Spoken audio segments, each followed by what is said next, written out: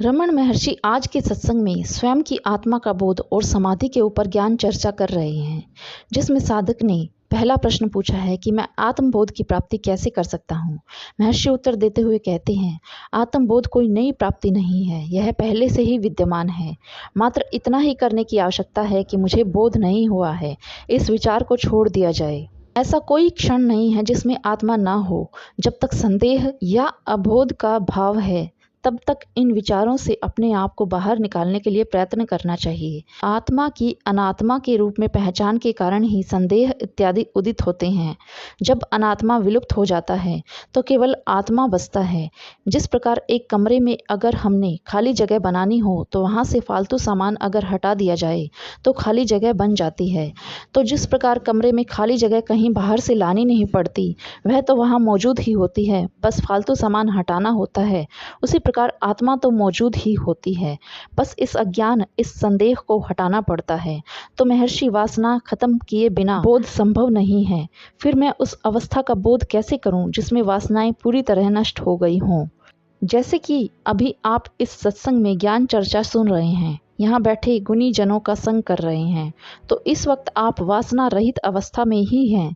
इस वक्त आपके भीतर जो भाव आएगा वह ज्ञान, मुक्ति, आनंद इसी से संबंधित आएगा। तो यह बात आप पर निर्भर करती है कि आप अपनी इंद्रियों का उपयोग कैसे करते हैं, अर्थात जीवन ऊर्जा को वासनाओं को भोगने में लगाते हैं या ज्ञान मार्ग पर लगाते हैं। वासनाएं तो जन्मों जन्म से आपको भटका ही रही हैं और हर बार इन्हीं वासनाओं में जीवन ऊर्जा समाप्त होने के कारण ही हर जन्म अर्थहीन चला जाता है। इसलिए मन जन्मों जन्म से वासनाओं में लिप्त रहने का अभ्यस्त हो गया है। तो आप अपनी इंद्रियों की ऊर्जा को सब तरफ से हटाकर जितना ज्ञान मार्ग आत्मबोध की तरफ लगाते जाएंगे, उतना ही स्वयं का बोध आपको होता जाएगा। तो महर्षि, मैं आत्मा तक कैसे पहुंच सकता हूँ? आत्मा के पास किसी प्रकार का पहुंचना नहीं है। यदि आत्मा के पास पहुंचना है तो इसका अर्थ होगा कि आत्मा अभी यहाँ नहीं है, बल्कि उसे अभी प्राप्त किया जाना है।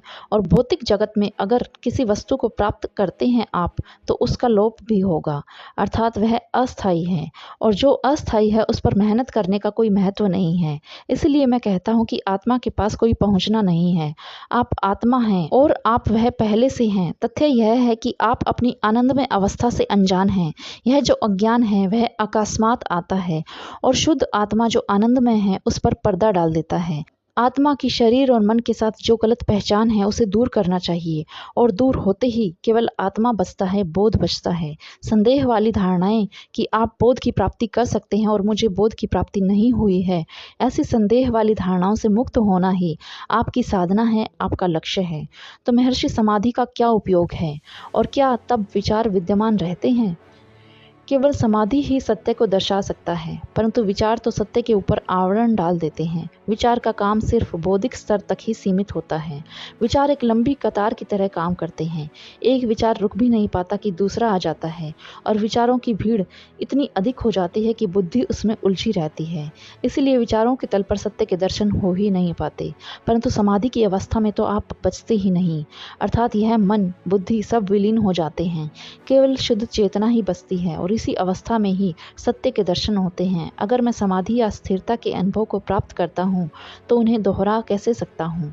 अगर आपको समाधि की झलक मिल जाए तो वह अनुभव आपसे खुद ही प्रयास करवाएगा, क्योंकि अब उम्मीद मिल गई उस उच्चतम शिखर तक पहुँचने की। इसलिए उन दर्शनों की प्यास लगी ही रहेगी, क्योंकि वह मौन, वह चुप्पी इतनी गहरी होती है कि जब तक आप फिर से उसे पा न लें, तब तक वह प्यास आपसे प्रयास करवाती ही रहेगी।